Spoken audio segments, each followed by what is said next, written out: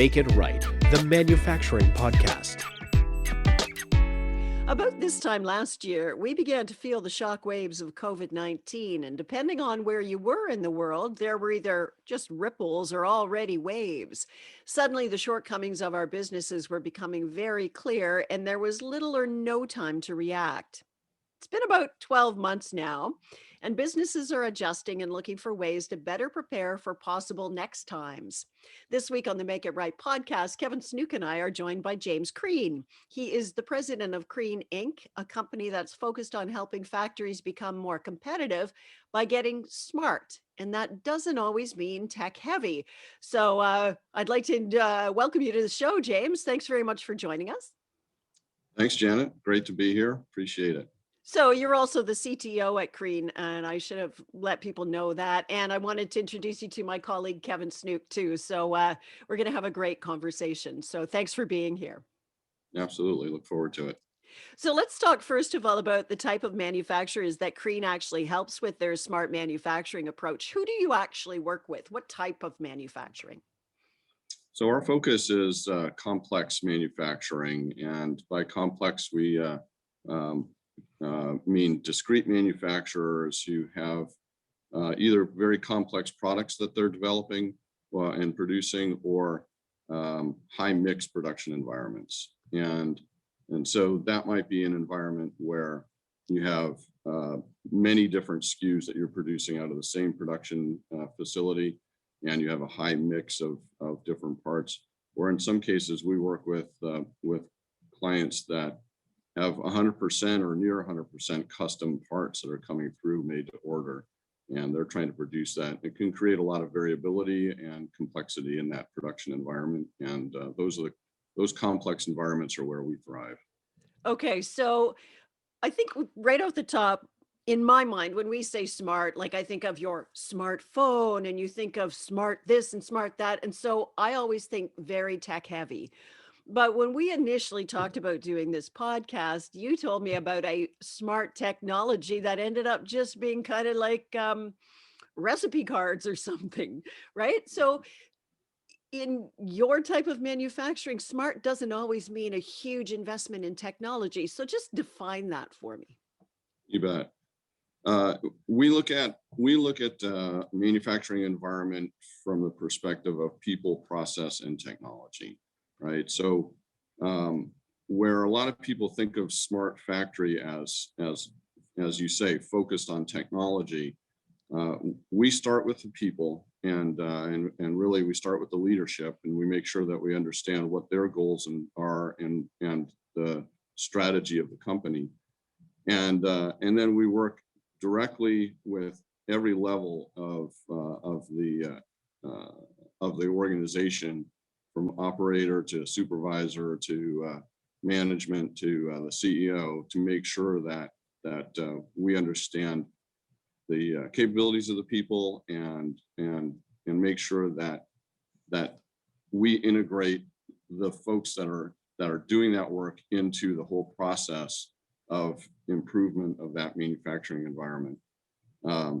So that's the people part. The process part, of course, is critically important. And what a lot of people don't realize is that if you implement technology into a production environment, you're changing the process, right? So if you use a quality, something to do quality inspections and automate quality inspections, you've changed the process. You've changed potentially where there are choke points in that production environment. There's numerous ways that technology changes the process. So you need to understand the process first before you start implementing technology. And oftentimes what we find when we do our deep dives into the process analysis, we find there's great opportunities for process improvement that we implement first. And then the last thing we do is we layer in the technology. Because now that we understand the process, we understand the people, now we can understand how and what technology are best going to serve that environment. And we're technology agnostic. We do have some stuff that we've developed internally just because we had clients that needed it, but we didn't find a partner that could provide it. So we're not trying to sell a technology solution. We're trying to sell a people, process, and technology solution for our customers that says, all right, this is what's going to give you the benefits that you're looking for. And the smart factory benefits are significant. Okay, so let's lead off from there. What are the benefits of the smart factory technology? Tell me what can be gained by going down this path. Oh, so it's very important. It's very important for manufacturers to understand what's possible, because using this people, process, and technology combination to improve your smart factory operations, the productivity gains that we see can be anywhere from doubling to tripling or almost quadrupling in many cases. And it can happen very quickly. And so it's important for companies to understand that this is a huge opportunity for them. And at the same time, it's also a huge risk, because if their competitor gets there first, then they're having to play catch up. And that's a difficult place to be in, right? So, but it's a great opportunity. And so focusing in on getting the right smart factory implementations in place can really be a huge benefit. Okay, so I'm thinking about when COVID-19 came. I mean, what did you learn, James, from prior to COVID, going through COVID to where we are now, about what factories really need and what they're missing in their processes, where something like a smart technology approach would help them? Well, there were three takeaways that I would say really came out of COVID in my mind. The first one is the importance of flexibility. This was just a huge impact on so many companies, supply chains, the primary business or secondary businesses of numerous companies out there.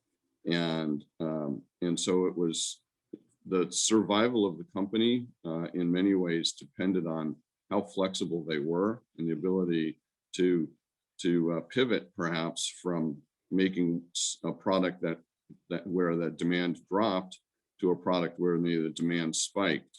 And the companies that were able to do that were incredibly successful. And the companies that weren't able to do that were really challenged. And so flexibility is incredibly important. And that's one of the beautiful things about the smart factory approach that focuses on high variability production environments, is that what we're doing is helping companies to adopt methodologies that allow them to increase and thrive in that environment where there's a lot of variability, which allows for a lot of flexibility in adapting to the market. The second thing is obviously supply chain is critically important, and partnering with suppliers is a key success factor.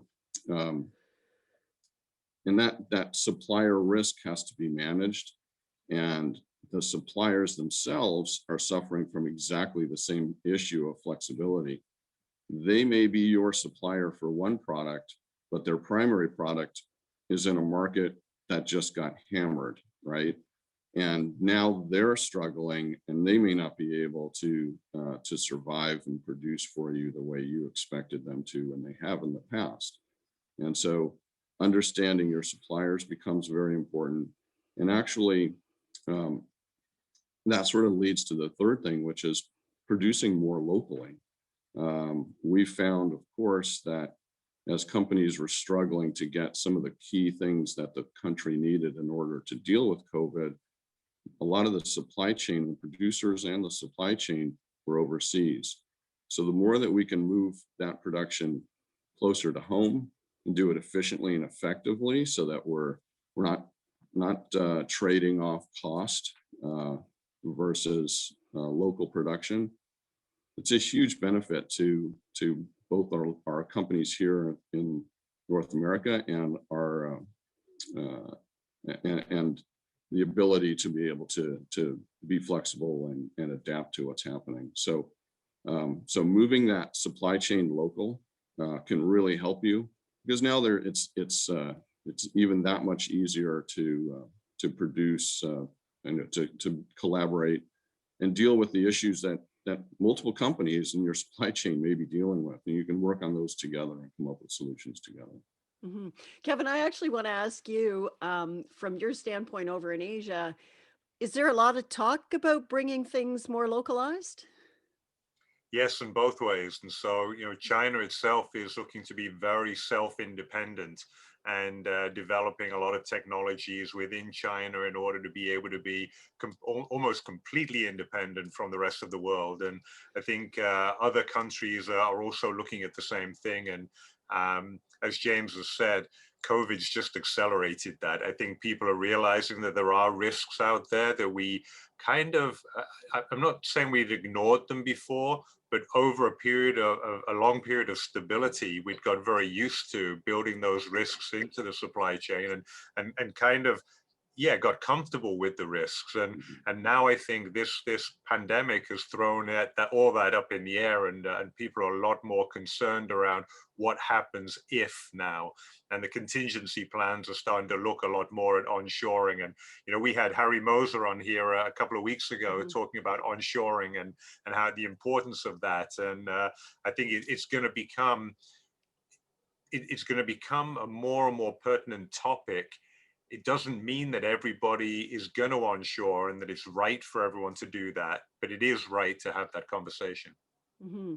Well, did the pendulum not swing from one way over to the other way? So we were very localized, and then we swung way over to globalization, and then we're swinging back over to localized. Somewhere in the center is where the answer is. Well, this is me sitting here as a podcaster, but that would seem to me to be the right answer. You've got to have both, right?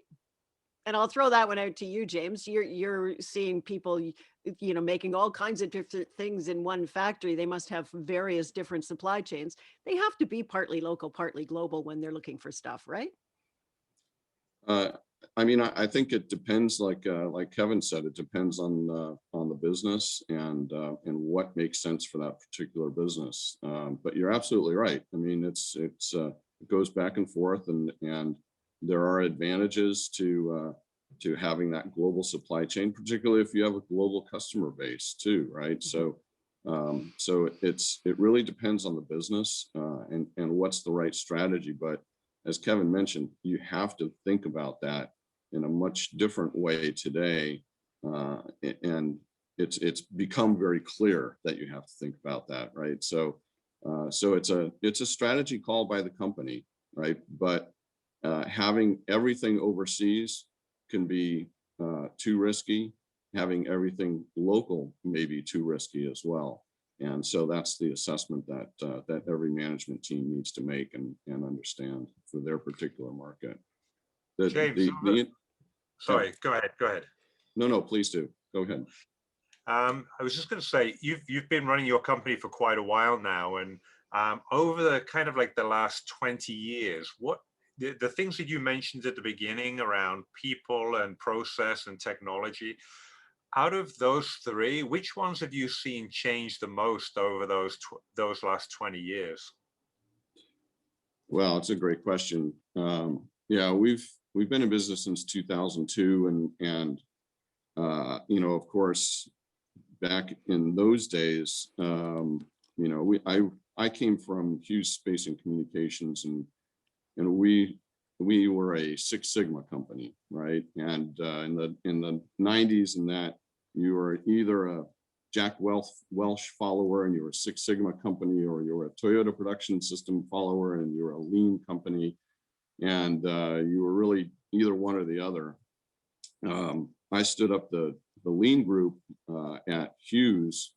We were a Six Sigma company, and we combined lean and Six Sigma together, and it was an interesting times to be doing that. Should have written a book back then, but I didn't.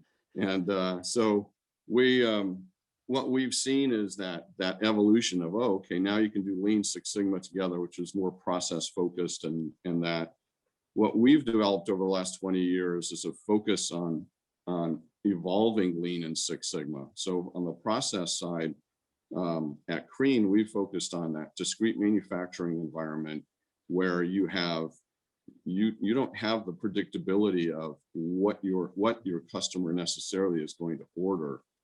And if you want to try and deliver on short cycle times, we're working with a building products manufacturer that 40% of what they produce is custom, and the rest of what they produce is one of any of thousands of SKUs that they have. And so that order comes in, they have no idea, they can't do that sort of level loading, stability planning that is sort of traditional in the lean production environment. They have to be able to react very quickly to a wide variety of product. How do you deal with that variability and manage that in a way that you still can deliver that foundational lean trait that you have to go after, which is stability in that production environment, right? So what we focus on is high variability and yet still delivering stability, and that gives you that flexibility that I talked about earlier. And there's many other aspects to that process improvement and process focus that go into that, and how you use some foundational elements out of Lean and Six Sigma in order to support that, but you have to grow beyond that. Lean and Six Sigma are not sufficient in that high mix complex production environment. And so from a process perspective, we've spent a lot of time and effort and a lot of R&D dollars in developing methodologies, tools, and techniques that evolve the process improvement part of that aspect of things that go beyond Lean and Six Sigma. I need to get around to writing the book on that, but we're our team we have an amazing team of people, and we do all this together as a team, and we focus on how do we improve each time we work with a client. But obviously technology from a change perspective is also, obviously, continuously evolving. And so with the industrial Internet of Things and all the sensors and methods that can be implemented around that, the software, the integration, there's a continuous evolution of technology.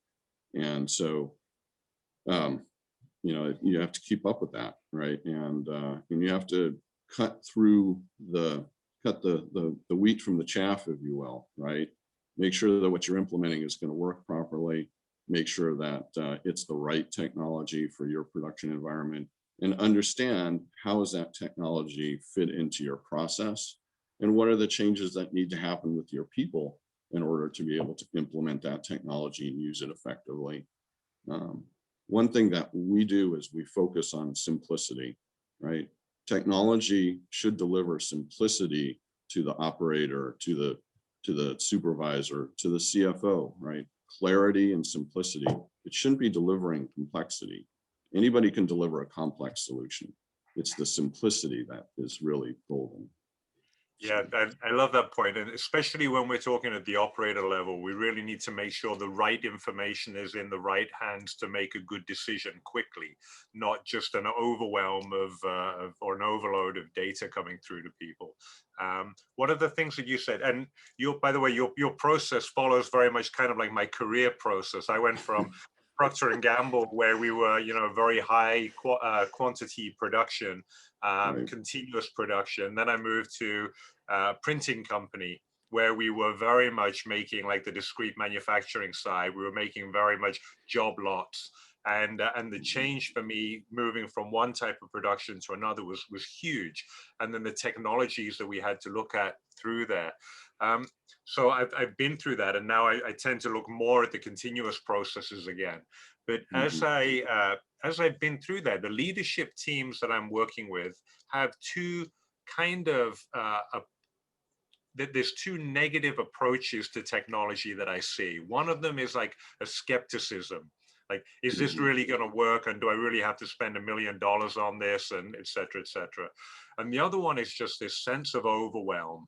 Like, I don't know where to start. I don't understand the technology. Things are moving so fast. I don't want to do it now and then be behind the curve. with the leadership teams, how do you approach those two things, either the skepticism or the sense of overwhelm?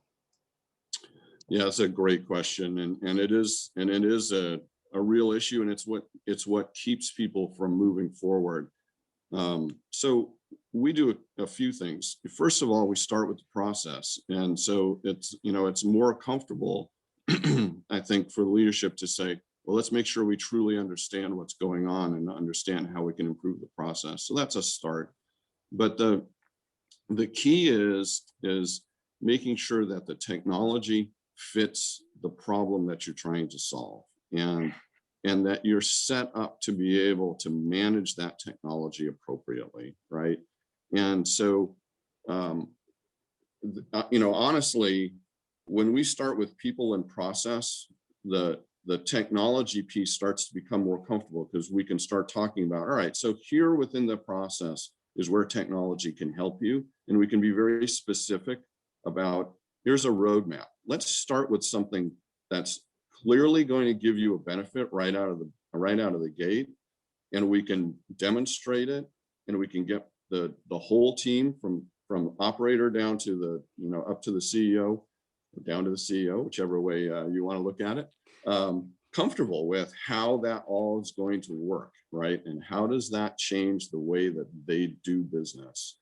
And then you bring that in where it makes sense and take it a step at a time. Most of our clients do proof of concepts.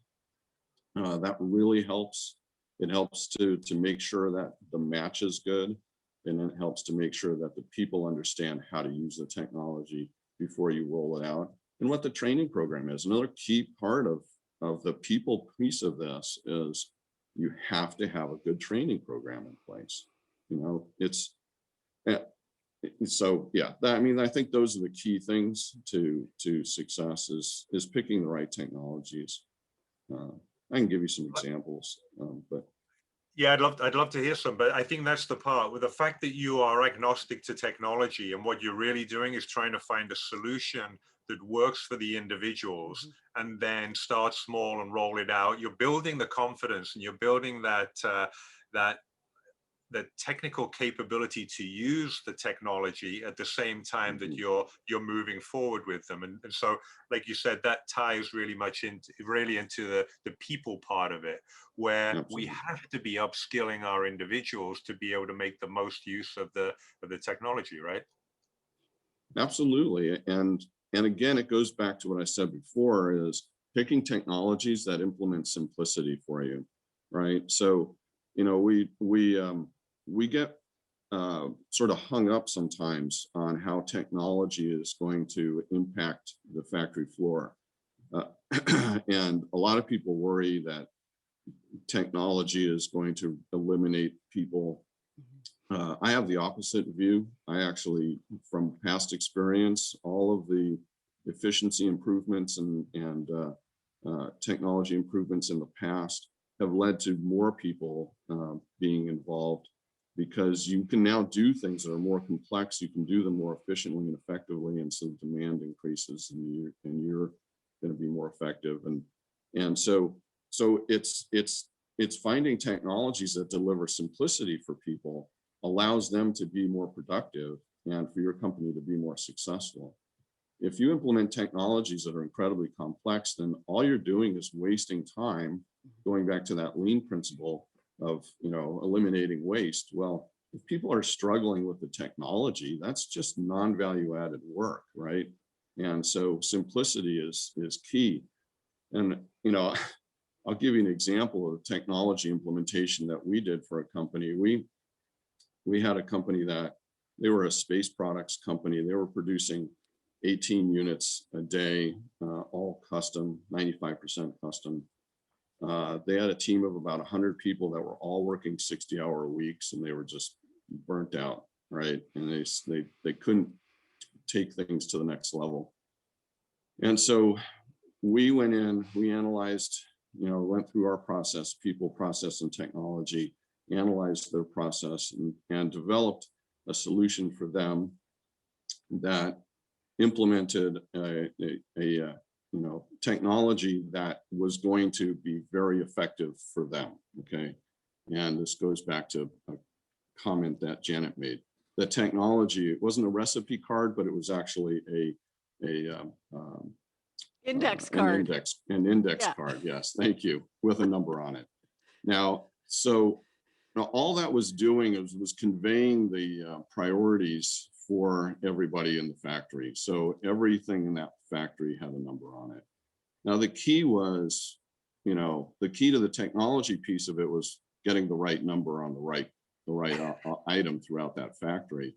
But that, along with other things and other non-technology related implementations that we did, took them from producing 18 units a day to producing 44 units a day, and from 100 people working 60 hours a week to only 2 people working 60 hours a week.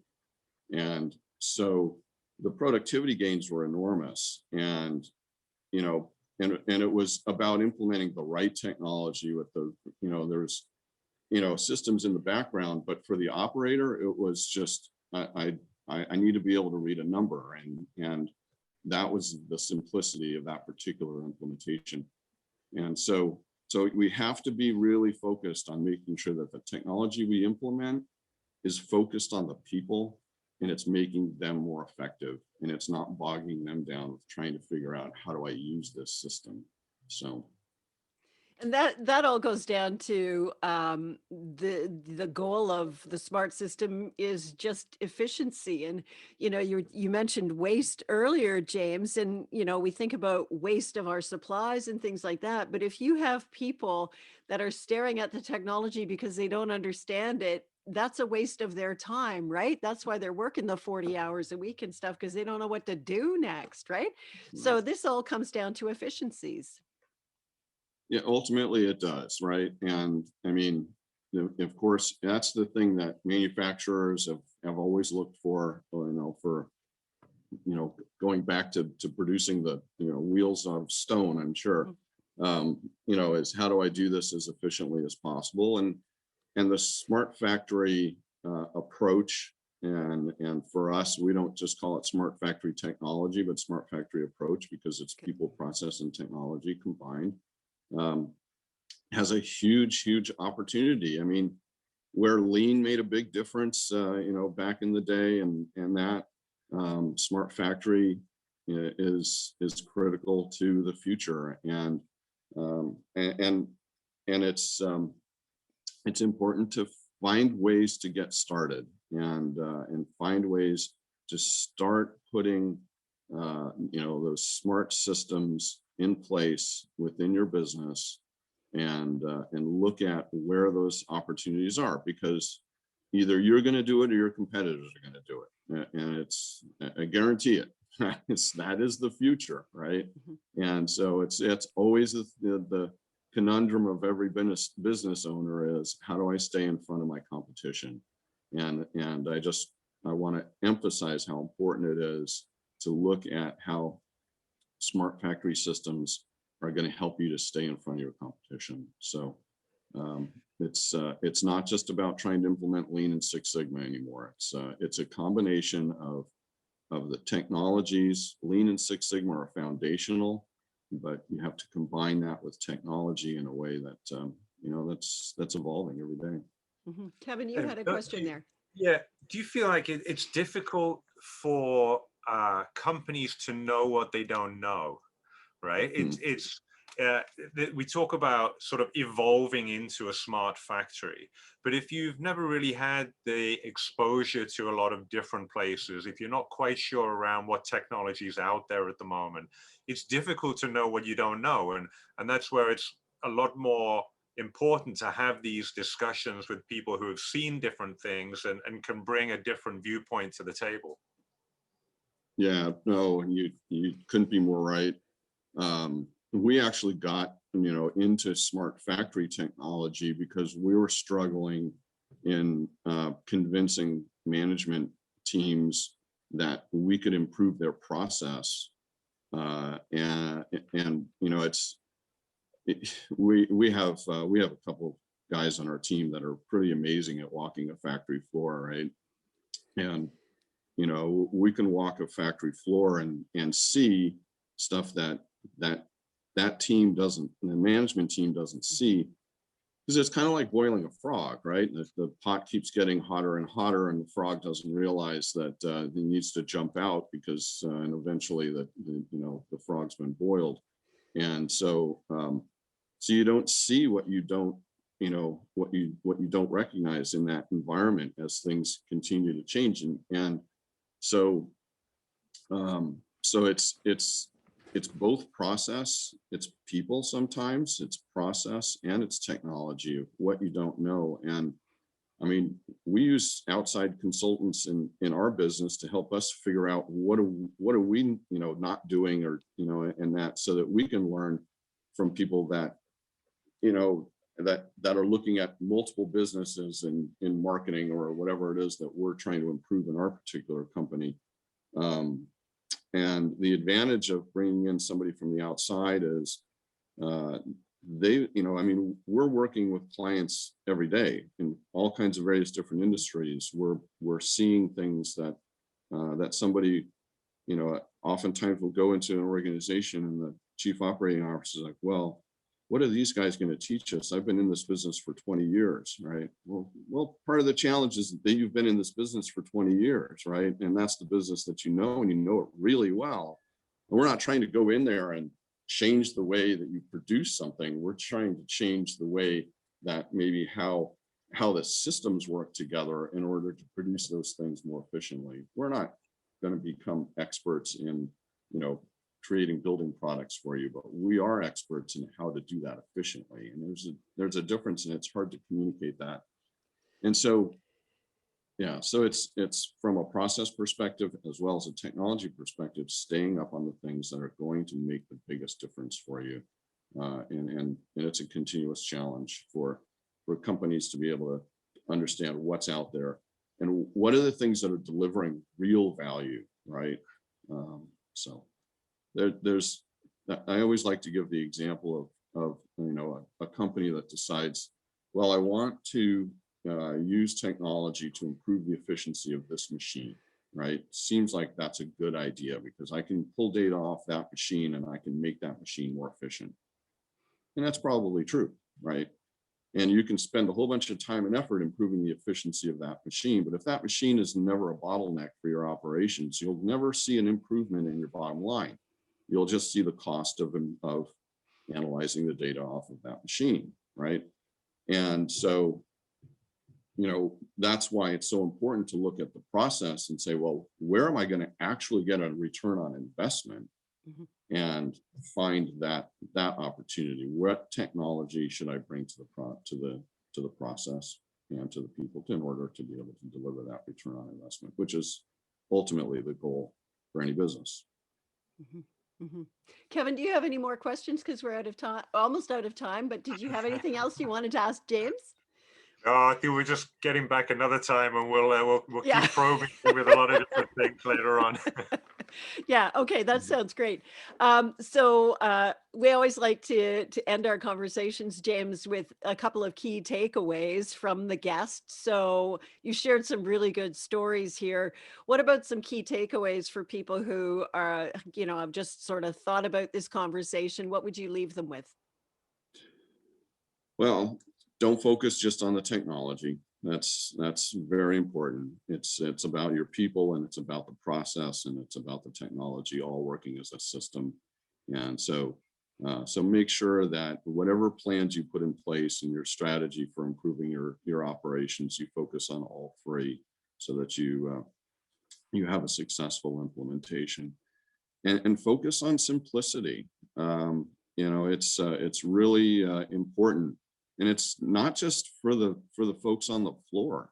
You need simplicity for everybody in the entire operation. That ultimately the technology that you have, the processes that you have, should make things simpler. And the simpler they are, the more efficient each of those people are going to be able to do. They can adopt things quickly and implement change quicker. focus on simplicity, focus on the people, focus on the process, and then focus on the technology. That would be my most important advice for anybody who's looking for ways to implement smart factory transformations in their organization. Okay. James, thank you so much. We'd love to have you on again. Good luck with your continued success with CREAN, and we will speak to you again. Great. Look forward to talking again. Great. Thank you very much for your time today. Cheers, James. You're very welcome. James CREAN is the president and CTO of CREAN Inc. It's a company that's focused on helping factories become more competitive by getting smart. Thanks also to my colleague, Kevin Snook, who is a leadership advisor for the manufacturing sector. He's also the author of the best-selling book, Make It Right: 5 Steps to Align Your Manufacturing Business from the Front Line to the Bottom Line. You can find Make It Right on Twitter and LinkedIn, and you can also subscribe to the podcast at iTunes, Google Play, Stitcher, Spotify, and YouTube. I'm Janet Eastman. Until next time, thanks for listening to Make It Right.